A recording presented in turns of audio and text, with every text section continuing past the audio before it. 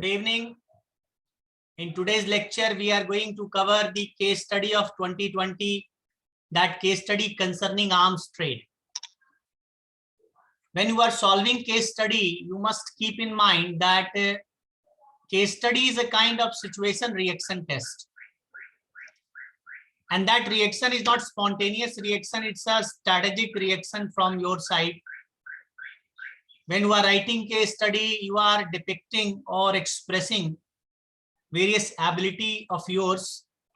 These abilities may be psychological, emotional, that may be based on strategic thinking on a particular subject, or your responses towards various issues and concerns, especially from the perspective of an administrator. So this case study of 2020 is question number 8. This case study talks about or takes into account the arms trade. You will read the question. You will come to know that this question, before listening my lecture, watching my lecture, you must read the question. Then you start looking at the solution, or my videos you can watch later on, so that you can understand the question first. I will definitely be briefing the question, but after my brief, I will start the answer. I will start the pattern of formatting of the answers. So first read it. This question says that there is a chairman of arms manufacturing company, that is Bharat Missiles Limited. This chairman is watching a program in which Prime Minister is addressing to nation, and Prime Minister is talking about the self-reliance of the country, how India can become self-reliant. This self-reliant from the perspective of defense also means India should have self-dependence, self-reliance in arms manufacturing too. But how India can be self-reliant in arms manufacturing? India does not have financial resources. India's contribution in global arms trade is very limited. And India is dependent on other nations for arms import. Then how India can be self-reliant? For this purpose, India needs to manufacture more and more arms. If India has a local manufacturing or domestic manufacturing of arms in good quantity, in sufficient quantity, then India can be self-reliant. How this is possible? This is possible. First requirement is there must be capital. Second, there must be technology or technological know-how India must have. And third is there must be culture of self-manufacturing or self-production. We have to break the chain of the import. And in place of that import, we have to start our own manufacturing. So this requires capital, and capital can come through the sale of the arms India is manufacturing. The sale of arms to other nations can help India gain the financial resources. It can help gain capital, and that capital can be employed again for the development of the arms manufacturing sector. So in this background, Prime Minister has a speech addressed to nation in which he is talking about the self-reliant country he wants to develop, and the BML's chairman is nodding his head. He is agreed with what PM says. And BML has definitely worked admirably in development of anti-tank guided missiles, ATGM. And they have produced state-of-the-art ATGM, which is unique to the country. The enemy will envy it. The other country's army will envy it. They would like to acquire, develop this kind of missile system which India has. BMS, Bharat Missiles Limited, has manufactured 80 GMs, which is unique to India, which is specific to India. Other nations, developed nations, other countries also want this.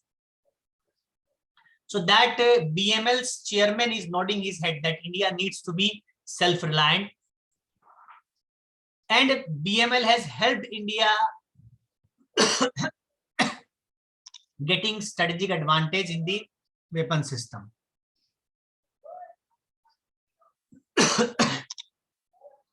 BML's chairman does not want that what India has, the missile system India has, it must go to other nation. BML does not want.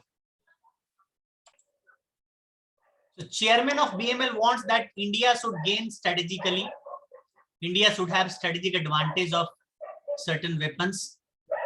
But he also understands that being self-reliant is important.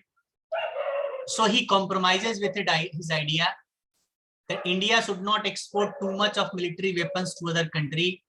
This was his stand. But he is ready to compromise with the present India's stand. And therefore, there is a proposal coming from telephone call coming from Director General Ministry of Defense that Director DG of Military of Defense wants to discuss something with the chairman of BML, that chairman BML should consider increasing the production of 80 GMs so that higher production, increased production can be sold to friendly countries. And to discuss the modalities of that increased productivity production for the purpose of export, DG Military of Defense wants to discuss with the chairman BML. And 2 days later, in a press conference, the defense minister stated that they want to double the weapon export within 5 years. Why? Because it will give financial support to India in matters of manufacturing indigenous weapons in the country, as well as this export will help increasing the financial viability for other developmental projects. Plus, India's entry into a big arms trade market will help India, because other countries who are in international arms trade, they have a very good record in terms of business, goodwill, etc. So as a chairman of Bharat Missiles Limited, you are chairman of Bharat Missiles Limited. In this question, you have to respond as the chairman. Assume you are the chairman. Assume you are holding chairmanship of that company. And you had the view that India must not export too much of weapons, but now you are ready to compromise with your stand based on present strategic requirement need. You have to put forward your views in that matter. 2 questions are there relating to which you have to put forward your views. So question number 1, here the question, the case study says, Indian government wants to export military weapons to other countries. Indian government wants to export military weapons to other countries, and they have a plan of doubling the current exports within 5 years, so that India gains financially, so that the financial benefits or profits out of that can be used for developmental purpose, and more prominently for India's indigenous weapon system development. That financial capacity of the country could be used. In this background, there is 2 questions asked. You have to give your view on these 2 questions or on these 2 points. First is, as an arms exporter of a responsible nation like India, India is a responsible country. So as an arms exporter of a responsible nation like India, what are the ethical issues involved in arms trade?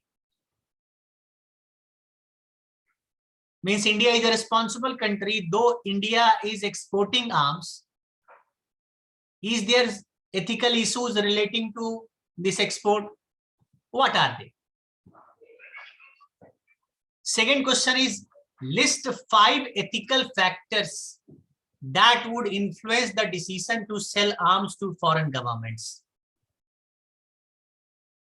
Means when we are selling arms to other government, there can be so many factors which decide our decision, which helps in taking decision, or which we keep into consideration when we are taking decision. Suppose we are going to trade with a poor country. So when we are trading with poor country, maybe poor country is not capable of affording the prices which we quote. Financial viability may not be there. But our question is not concerning other factors. There can be financial factors for taking decision. Pakistan is an enemy, so we definitely will not sell arms to Pakistan because it's an enemy country. Strategic factor influencing our decision. But here we have to list 5 ethical factors. Means 5 factors which are guided by ethical considerations. So 5 ethical factors which influence the decision to sell arms to foreign countries. 2 questions are there. First question, as an arm exporter of a responsible nation like India, means you are a company and you are arm exporter of country like India. What are the ethical issues involved in arms trade? And second, what 5 ethical factors that will influence the decision to sell arms to foreign governments? 2 questions are there. We'll take these 2 questions one by one. First of all, we are going to take the ethical issues involved in arms trade. The question seems to be general, but you need to write the answer very specifically. And in writing that answer, you have 2 sides. Like arms trade is not ethically wrong. Sometimes it is ethically good also. Imagine India does not have some strategic weapons. Then Pakistan can bully down Indian government, India as a nation. So image of the nation, to preserve the image of the nation, India must have strategic weapons. And this is ethical. So there are some ethical justifications also. There are some ethical justifications also.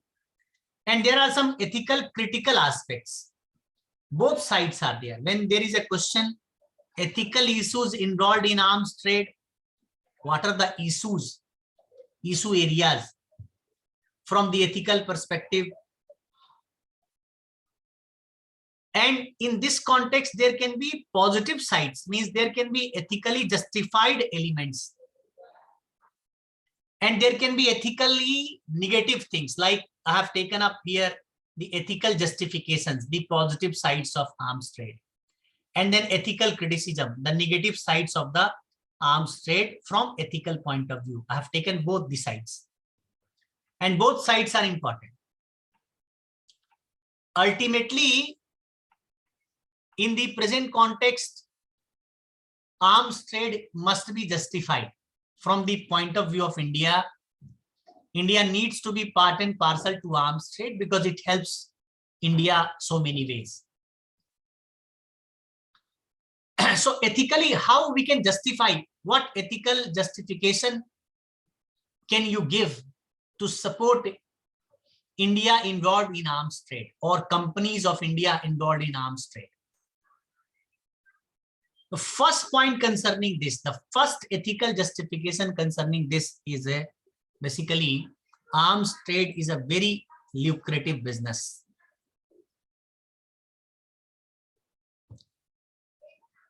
And if you go by data of 2018, a detailed data was available of that year, 2 years back. We found that the world trade of approximately $400+ million. This is accounted $400+ million arms trade accounted one. There are unaccounted arms trade, hidden arms trade, confidential way trading is done. Means America supplying weapons to certain nations in Africa. They can't supply because UN does not allow arms trade with militarized government or some other nations, etc. So they, in hidden way, there is trading also, but there's a big business. From India, India is a growing economy. India is a giant nation. Can India afford to be left behind in that arms trade? Such a big lucrative business. So as world big players, India, in terms of population, the second largest country, and very soon India is going to be the largest country in terms of population. And there are countries like America, Russia, France, Germany, China. These nations are already dominating the arms trade business. India is left behind. That is why this Indian defense industry has not grown. We have allowed the defense sector to be used by private sector, means private sector can enter into defense sector. We recently allowed it. Private players has started emerging. If we don't give opportunity to those private players to trade in other countries also, they can't survive. So arms trade is a lucrative business. India is the second populous country of the world.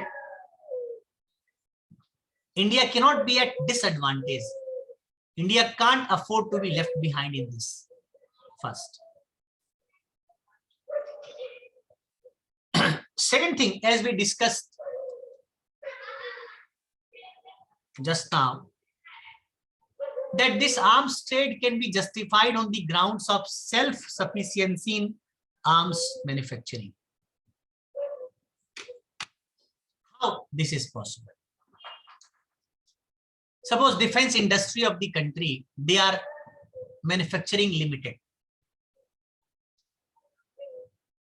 So limited manufacturing for India,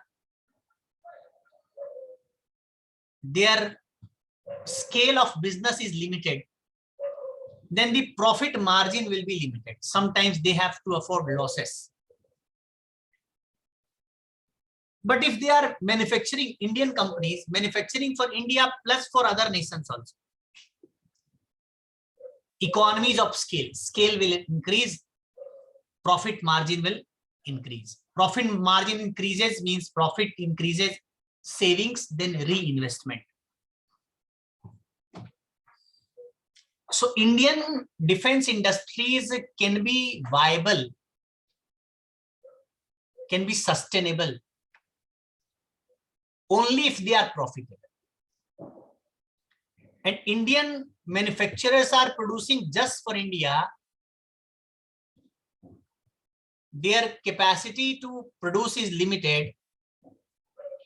Scale of production is limited. Profit will be limited. Then they can't sustain, they can't grow.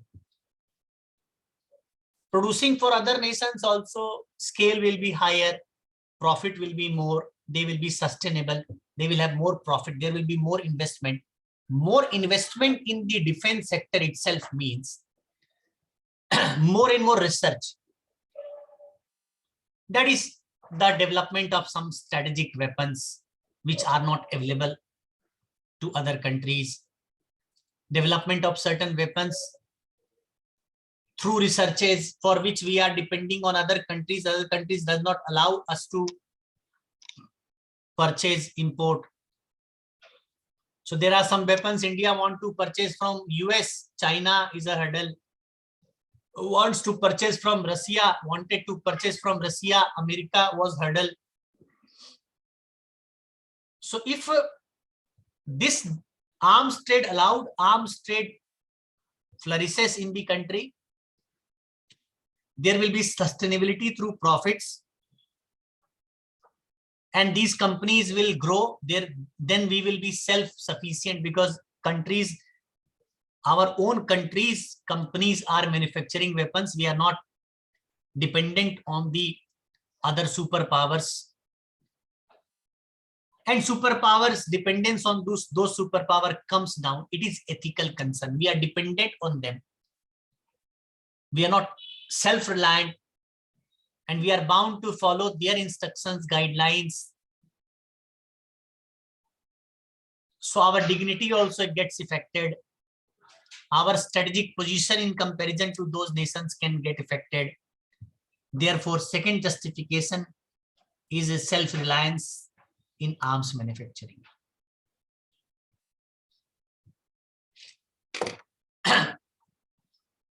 From the perspective of a nation, like India is a nation, India has been a responsible country. So from perspective of India, it will be very much advantageous. It will help growing of the image, rise of the image of the country, rise of goodwill of the nation. How? So when India is exporting more and more to other nations get dependent on India in terms of military supplies. This shows the military strength of a country. If India supplies military weapons to other countries, sell to them, India's military strength is proved. So India's military strength shall rise if more and more export taking place. And that will help change of the image. Now India is not importer, it is an exporter. It has a goodwill of a superpower. A giant country which is supplying weapons to other nations, image of the country will change. So it is concerned with goodwill of the nation, and what is relating to goodwill of the country in any manner, in any field, any pattern. If the goodwill rises, that rise of goodwill of a nation is ethical. So third element of justification, ethical justification, is India's goodwill as a superpower, of a superpower. If India increases its export of the military weapons. And generally argument is given why to export weapons. Exporting weapons can have negativities. But imagine Sri Lanka is a nation, does not have anti-missile defense. When a country is attacking Sri Lanka using missiles against Sri Lanka can't defend itself. While China has, India has, Russia has, America has, any ballistic missile attack taking place in Sri Lanka can't defend itself. India has this ballistic missile defense system. China has this. Sri Lanka is at disadvantage. China fears, China cannot attack India because China knows that India has this system. If we will use missile against India, that missile may be waste because India has the ballistic missile defense. Anti-missile defense system India is having. So if a country is having a check to attack of missile, a country can check missile attack, can destroy a missile, then other country will fear, other country will not be emboldened to attack with the help of missile. This is called deterrence. Deterrence. It deters other nation take hostility or attack a country. So here, ethically, arms trade in general may be wrong, but arms trade, you see, can be justified on the grounds of right to self-defense. Sri Lanka has right to self-defense. Bhutan has right to self-defense. Nepal has right to self-defense. And this right to self-defense has been provided by UN. In UN Charter, there is Article 51. If you read, it says that every country has right to self-defense, and that right is equal right. When it is equal right, India has some weapons. Why not Sri Lanka? Why not Bangladesh? Why not Bhutan, Burma? To helping those nations develop right to self-defense or secure their right to self-defense, if India is working, it's an ethical task. It is empowering certain countries against the possible attacks by hostile nations, by rogue nations, by their enemy countries. And that self-defense is right of every country. It is accepted under UN's Charter. From this perspective also, the arms trade is acceptable, it's ethically justified. Plus, just here, arms trade does not mean war. Maybe if so many countries, suppose India so many times threatened by Pakistan, we will attack you with missiles or nuclear bomb. But why not Pakistan attacks India? Because Pakistan knows that if we are attacking, India will counterattack. We are dropping one nuclear bomb, India can drop 5. So Pakistan fears. It's called deterrence. Deters. It fears attacking India because India has also the weapons what Pakistan has. The best example, end of World War, start of Cold War. 1945, World War ended, Cold War started. And Cold War lasted till disintegration of USSR up to 1990-91. 45 years approximately Cold War. There was a condition of possible war. Even in Cuba in 1962, USSR had planted a missile against America, against the US. But no war took place. Both countries knew that if one attacking other, the other will counterattack and both countries will be vanished from the world map. So arms trade will percolate the availability of weapon to countries. It may prevent possibility of conflict. That is also one side. It's not sure, it may be misused, it may have negative effect. But the possibility of the prevention of the conflict is there through arms trade, logically possible. So on 4 grounds, we can say ethical justification of the arms trade. From the point of view of nation like India, lucrative business, it can't afford to be left behind, number 1. India gets self-sufficiency, sustainability in arms manufacturing. Dependence on other countries will come down. From the point of view of India as a nation, it is ethically justified. Military strength of the country will rise, India's goodwill will rise. Any country's strength, goodwill is ethical. And definitely arms trade can bring secure right to self-defense of other countries which are not capable of manufacturing their own weapons. And it will also possibly lead towards prevention of conflict, prevention of war, because it helps creating deterrence. UN also provides for this right to self-defense. If India helps certain countries acquiring that self-defense weaponry system, it is not wrong, it is ethically acceptable. But there are certain ethical critical elements also, ethically prohibited things also. Possibility of these things are there. Therefore, we take these ethical issues. These are critical issues concerning the arms trade relating to India.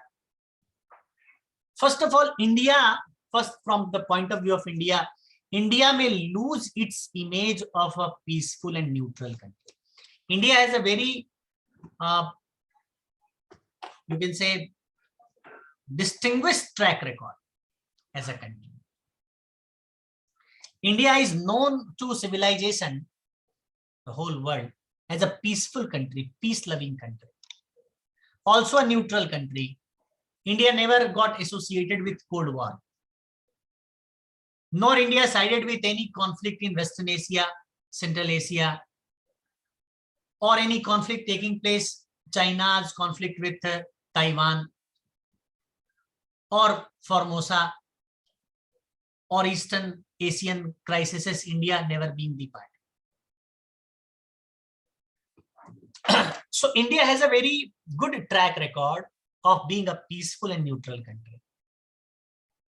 Now what happens when India starts, India is coming very aggressive in arms trade.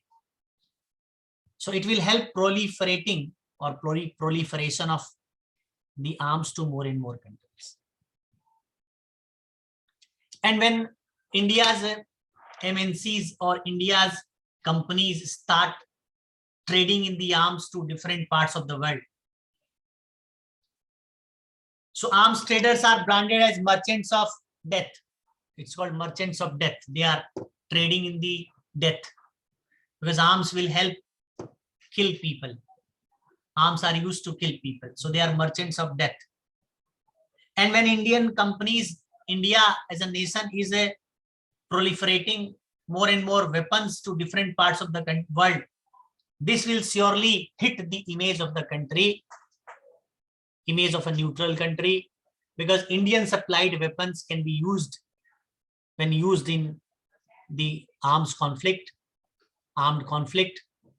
or some war. Image of India will definitely come to question. So it's a matter of image, and to preserve the image definitely is an ethical aspect. Ethically, we should not compromise with the image of a country, image of our nation. Second thing, India may lose strategic advantages of certain unique weapons which is now exported. So in the process of what happens in the arms trade, in the process of arms manufacturing, if a country wants to enter in the arms trade market, they come with some of the weapons which are not available to other countries. Like India is producing a particular type of weapon which is not with France, with America. That weapon, if India brings, then they will be easily entering into arms trade. Otherwise, American companies are conventionally what weapons were available. American, French, German companies are supplying those weapons to other nations. Why those countries will be purchasing from India? In this background, sometimes some strategic or unique weapons which India has is sold to other countries. India had a strategic advantage of those unique weapons. Only India has this weapon. If India sells to other country, it is not only with India, it is to that country. India selling to 10 nations, now 10 nations have it. And if 10 nations are having it, those 10 nations may sell in hidden way. They may sell this technology to other countries, India's enemy nation. India will lose its strategic position based on that weapon. Today, China has a hypersonic missile. China is having strategic advantage because anti-missile defense for hypersonic is not available, because it is a unique type of system, so fast like sound.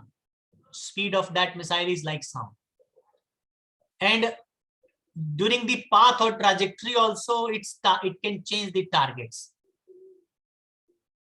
So where it will attack, assuming that will be difficult.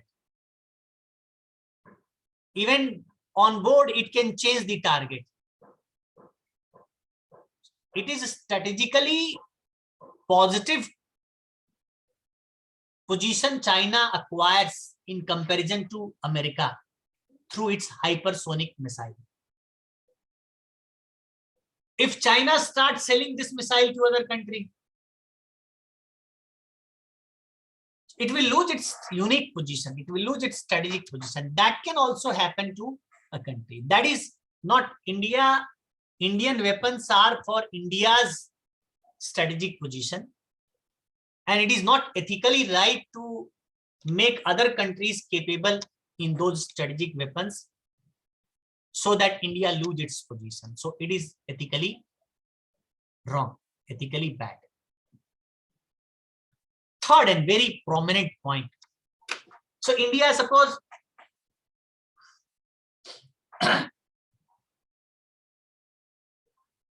there was a mythological story we have heard from our grandparents. You must also be knowing that there was a demon called Bhasmasur. So Bhasmasur was a devotee of Shiva, Lord Shiva, and he started praying, worshipping Shiva, and set on tapasya. For a long period of tapasya, he was able to lure Lord Shiva, and Shiva given him Vardhan. He said, means Shiva given him a weapon. Bhasma means people will be burnt. Bhasmasur, who could burn people to death. That weapon given by Shiva, and he said that if you are putting your hand on some person's head, he will be burned to death. He will become Bhasma. So that demon, he ran after the gods, even Lord Shiva, he ran after to make him burn to death. Means India is supplying arms to a country, maybe India supplying to its one of the neighboring countries, and that arms is coming in the hands of some terrorists. India supplies to Bangladesh, and one terrorist organization acquire it from the army. Or it can come in the hands of some extremist government. So that weapon which India is selling to a country can come in the hands of enemy of the country, maybe terrorist or some extremist government, and that can be used against India, against friendly nation of the country. So I am selling weapon, and that weapon is used against me. So it can go, this arms trade ethically wrong. Why? Because this is weapons concerning destruction, and it can be used for the against the nation also. So possibility of use of the weapon against the country, against India also is there.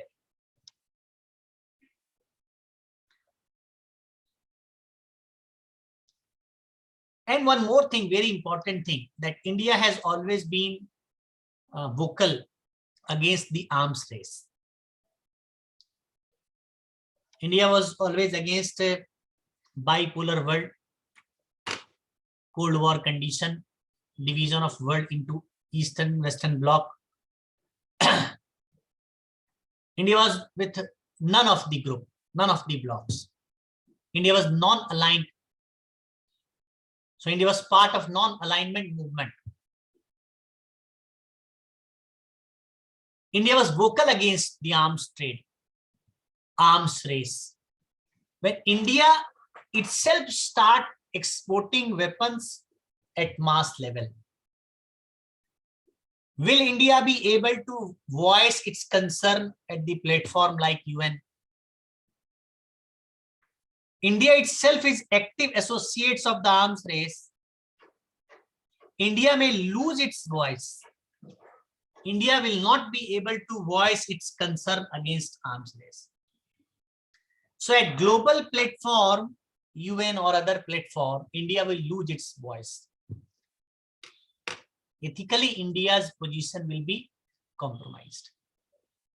So it is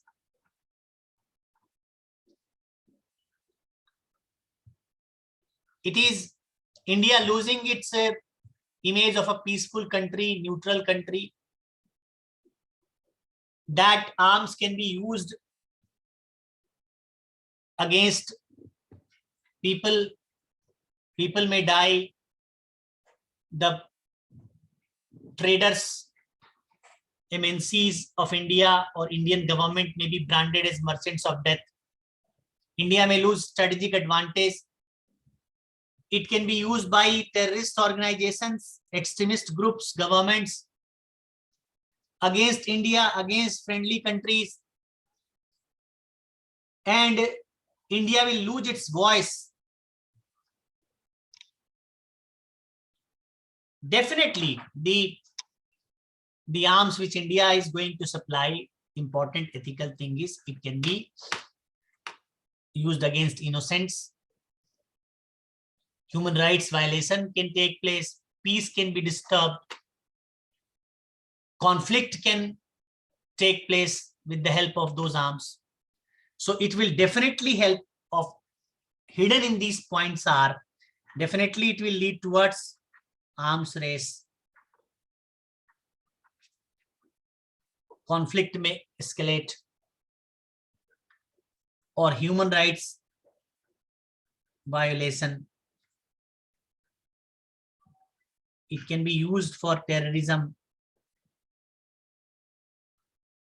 extremism, etc. Definitely inherent in these 4 points are these things. So ethical issue, it can lead towards arms race, armed conflict, human rights violation, terrorism, extremism. So these are the points which goes ethically against arms trade by any country, by any organization. Clear? So arms trade has ethical support, ethical justification. Arms trade has ethical prohibitions, criticism, proscriptive elements. These are criticisms of ethical criticisms of arms trade. And now the second part of the question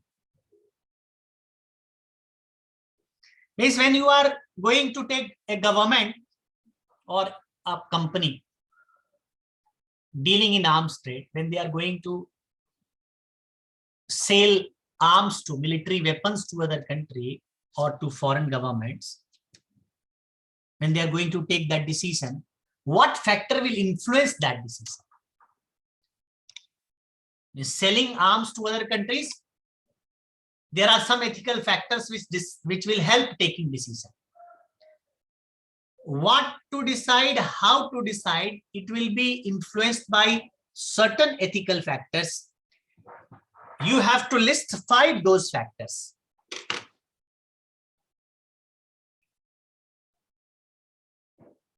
Five ethical factors you must list which influences when a country or a company is going to sell military weapons to foreign governments. What are the factors? What are those ethical factors? 5 factors. First thing, when suppose I am chairman of the BML. So you have to write, assuming that you are chairman of BML. Based on that, you answered the previous question. You are chairman of BML and chairman of Bharat Missile Limited. What ethical things you will keep in mind when taking the decision to sell arms? So just first point, very important point, that first thing, not just for profit making. Profit making should not be, profit making is a criteria, can be a criteria. Profit making is a criteria, but it should not be just for profit making. It should not be sole criteria. Sole criteria should not be, sole criteria should not be profit. When sole criteria is not profit making, then what can be done? What, when the decision to sell is taken, what factors to be kept in mind? That indiscriminate trading should not be done. Indiscriminate trading should not be done. Means without thinking anything, you start doing business. You kept aside every other consideration, you started trading. That should not be done. There should be discriminate trading. There should be judgment, decisions, analysis of various factors while taking decisions of sale. So not indiscriminate trading. Not just for profit, therefore, gradual rise in trade. Because if you are concerned with more and more profit, you started producing more and more. You piled up your production more. Then you have a stress of the capital.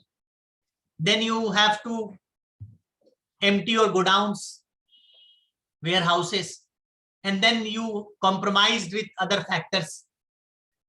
Maybe you are compelled to sell to Pakistan.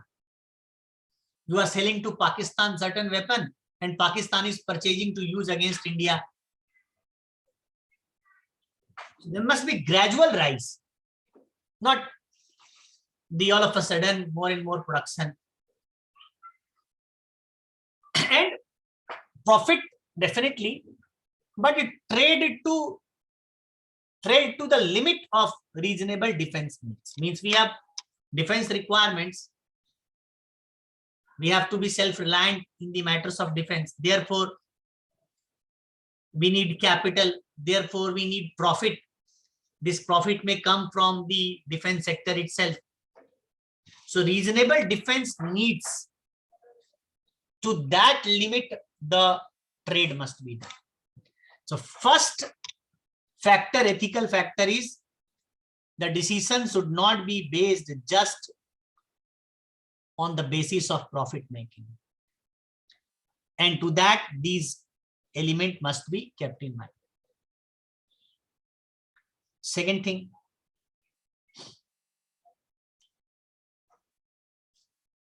preserving the clean image and goodwill of the nation. Suppose BML is trading, other private sector or public sector enterprises start trading.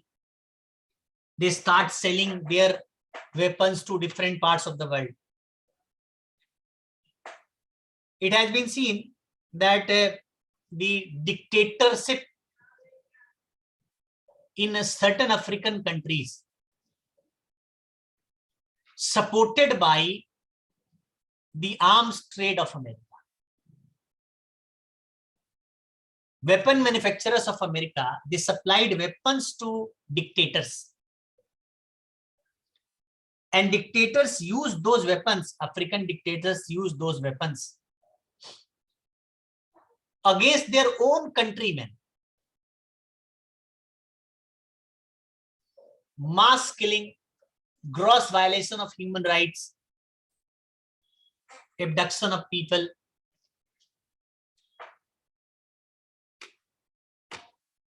The image of US, image of Russia, all maligned. countries or people started seeing towards US, Russia as the devils, especially in terms of arms trade. Now China is heading towards acquiring the same image. China's image have suffered because China, keeping aside every other factors, is ready to supply weapons to Taliban, has supplied to Pakistan. Despite the knowledge that Pakistan military has nexus with the terrorist organizations. So when arms trade, India comes into arms trade, arms business, maybe India's image like US, Russia, China gets a negative image. May India is branded as the rogue nation, devil country. So keeping that is very important. Keep in mind that image, goodwill of the country should not be compromised. So while selling weapons, it should not be done just for profit. Second point, clean image and goodwill of the nation must be preserved. Third, uniqueness or strategic advantage must not be lost. that I discussed. There are certain weapons Indian manufacturers are producing. It must be manufactured for India itself, which helps India getting strategic advantage over other countries, strategic advantage over enemy nations. So not to sell unique arms or strategically very significant weapons to any country, not to sell. It can be sold only when there is greater strategic advantage. Means we are selling some strategic weapons to other country. By selling that weapon to that country, we have some other strategic advantage, and that is greater than this advantage. Only then. So without this greater strategic advantage, strategic unique weapons should not be sold. So uniqueness of the nation, strategic advantage of the nation must be maintained. It is about India's status as a power, and it is ethical concern. As an arms manufacturing company, you must keep in mind it is ethical for a company organization to keep in mind India's power position intact. India's power position should not be compromised. Then fourth point,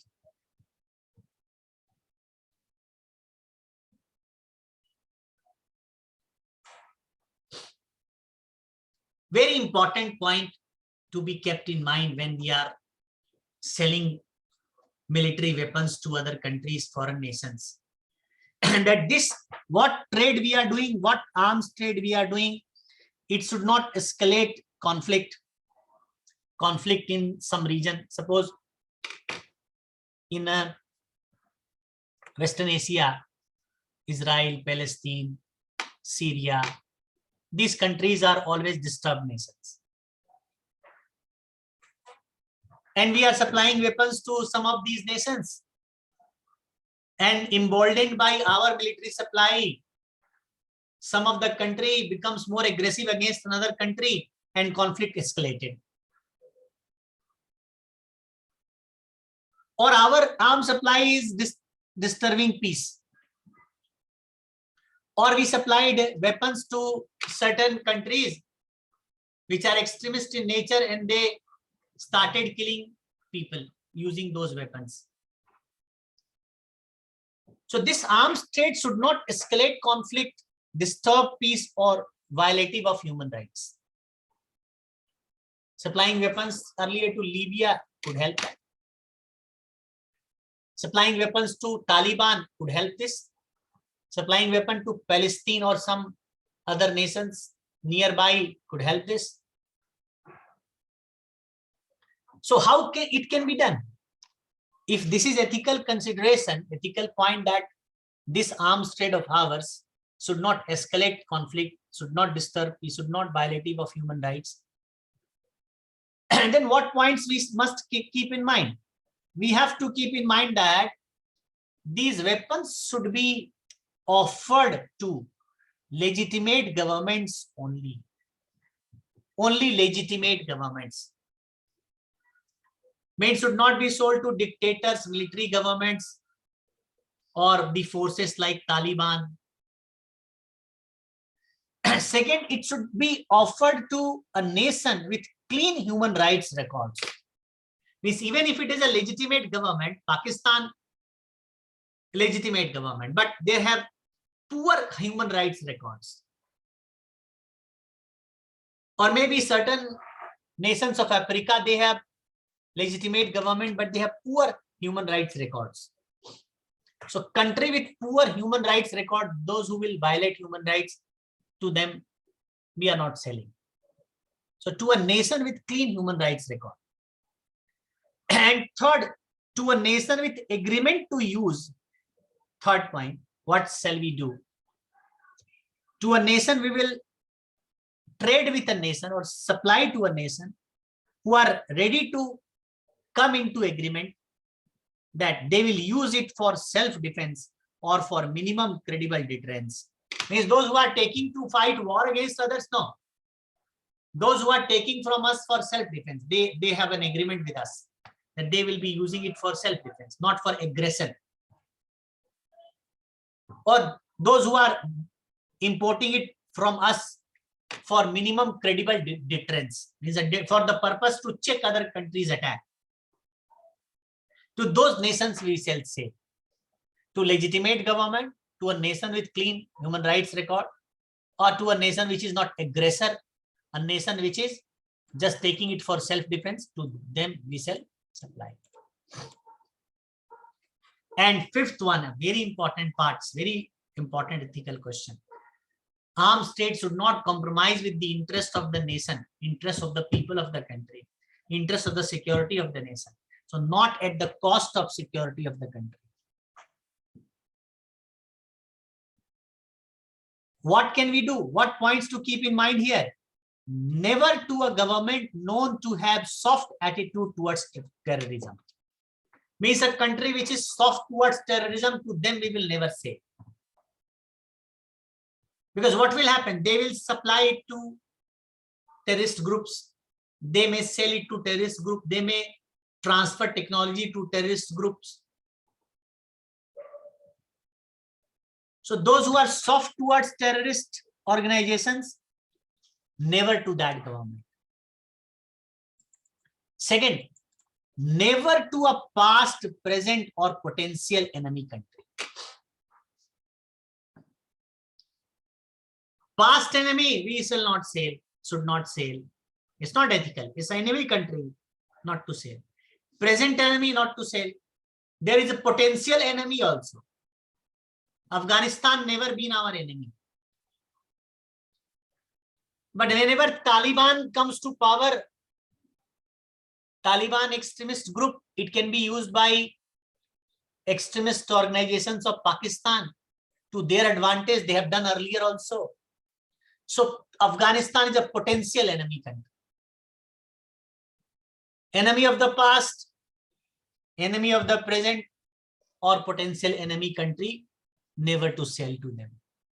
And third, so that it is not against the security of the nation, to secure this, we must come into an agreement. It's called end user agreement.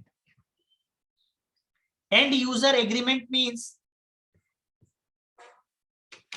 the final use done by which country, suppose. Means a nation which is borrowing weapons from us, purchasing weapon from us. That country will use that weapon. So concerning this, to monitor their use, we must have some agreement. Maybe supplying some weapon for which we have some key, maybe supplying some weapon for which fuel we have, or some software we are having. So we supplied a weapon, but the certain softwares we kept with us so that if it is used for negative purposes against the terms of the agreement, the weapon can be controlled by us, not to be used by them. So end user agreement with the end user, maintaining certain conditions in those agreements. End user agreement is generally an agreement in which who shall use, how that shall be used, from where if any repairs required will be done, what will be the cost of those repairs, what will be the duty liability of the user, what are the rights the user is having. This agreement is called end user agreement. So end user agreement must be there to ensure that we can monitor the use of that weapon, so that weapon is not used against us, so that it is not against our security. So when there is a decision to supply, sell military weapons to foreign government, we have to keep in mind 5 factors, 5 ethical factors. First factor, we should not sell it just for profit making. Profit making should be a criteria, but should not be sole criteria. Second, country's clean image and goodwill should not be compromised. Third, uniqueness or strategic advantage must not be lost. Fourth, arms trade which is being done should not escalate conflict, disturb peace, or violative of human rights. And finally, not at the cost of security of the nation, security of the country shall never be compromised. These are the factors, ethical factors, which influence a decision to sell weapons to foreign governments, or which is determining how to trade in arms. Clear? So 2 parts were there in the question. In the question, there was 2 parts. What are the ethical issues involved in arms trade? Number 1, positive side, ethical justification, ethical limitations. Both we have discussed. And what 5 ethical factors which influence the decision. Got the point? Means logically, conclusion is logically, arms trade is important in the present world where lots of countries having arms. Armament is very common phenomena of this 20th, 21st century. Every country is involved in arms trade as a supplier, manufacturer, importer, or mediator. And every country has right to have self-defense, so arms trade cannot be totally disbanded. When countries are engaged in arms trade, India only not engaged, India is partially engaged, India is losing its position, etc., etc. India can gain certain strategic advantage by arms trade. Why not India? From the perspective of nation's identity, image, economic condition, strategic position, keeping that in mind, arms trade is required. Arms trade is needed. But there are factors which influence our decision to sell the arms to other country, which we have to keep in mind. Therefore, with certain conditions, with certain mechanism, with certain modalities and methodologies, we should supply arms. It should not be indiscriminate. It should not be biased one.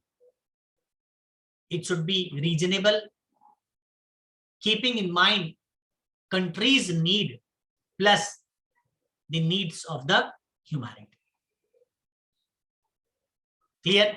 So this is our discussion on the question number 8 of GS paper 4 2020 case study part of GS paper 4 concerning arms trade. Sorry. Thank you very much. In next discussion, I'll take another case study of the same year's paper. Thank you.